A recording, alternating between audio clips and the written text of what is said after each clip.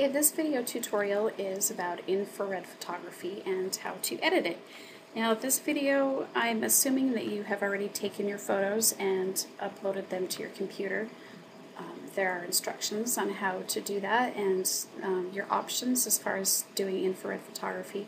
Now once you have your photos uploaded to your computer, go to Adobe Labs and download their DNG profile editor. DNG stands for digital negative. Now when you upload your photos, you want to make sure that you import them as a digital negative.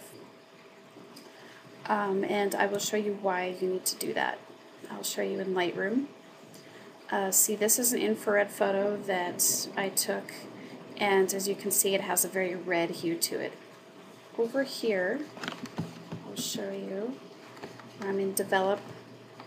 The temperature, it's down as cool as it can go, and yet it's still very warm. As you can see here, the reds are way over to the right and most of the blues are over to the left, meaning there's not much blue, but there is a lot of red. So we're going to need to fix that.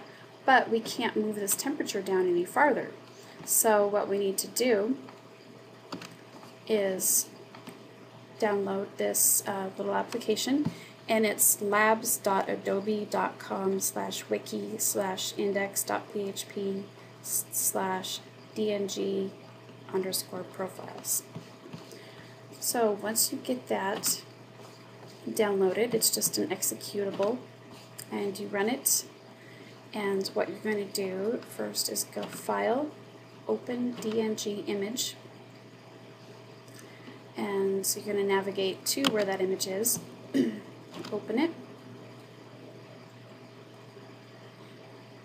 Now what this little program is going to do is it's going to export a file into Lightroom so that you can cool off that picture.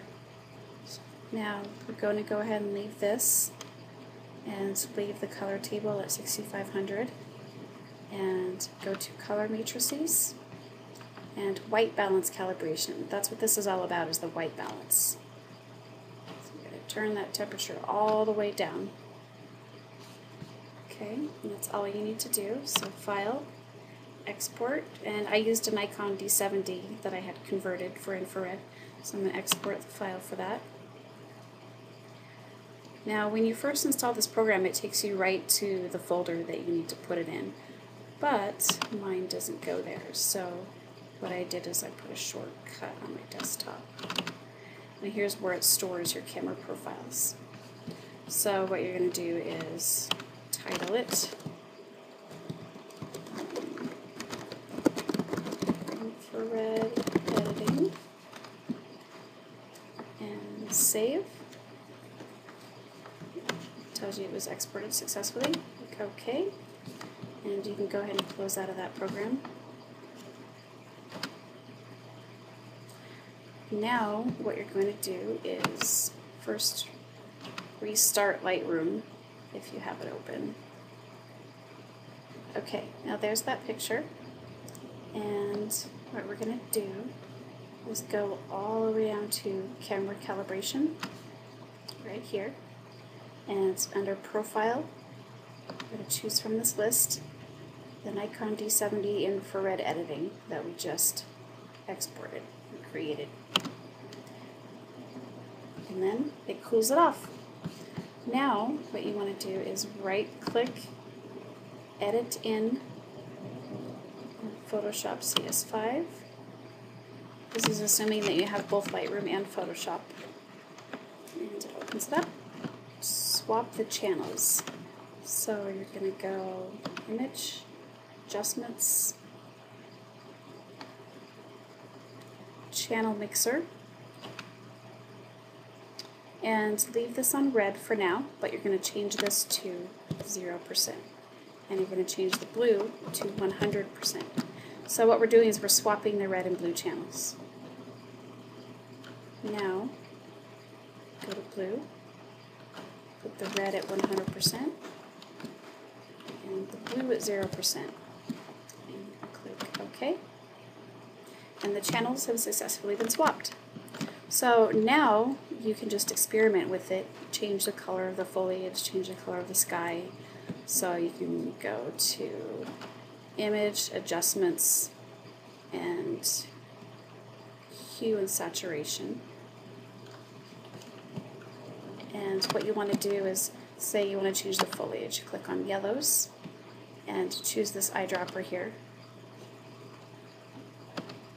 the one on the left, and click somewhere on some foliage, and it chooses it. What you can do is change the hue. You can make pink, you can do purple, or you can go in the other direction, sort of blue, green. Some people like to do pink, and you can increase or decrease the saturation. I like to do like a black and white foliage with a really blue sky. So there's that. And for the sky, it's blues. Click on the sky. You can change the hue of the sky. Purple, a green sky, or you can just make it blue and increase the saturation to make it bluer. So when you're done playing around with it, you click OK, and then you are done, unless you want to edit the saturation or sharpen it or edit the contrast or anything like that. So once you're done editing it, then all you have to do is save it. And you don't have to save it as a TIFF, you can save it as a JPEG. And that's all. That is how you edit infrared photos after you have taken them with your camera.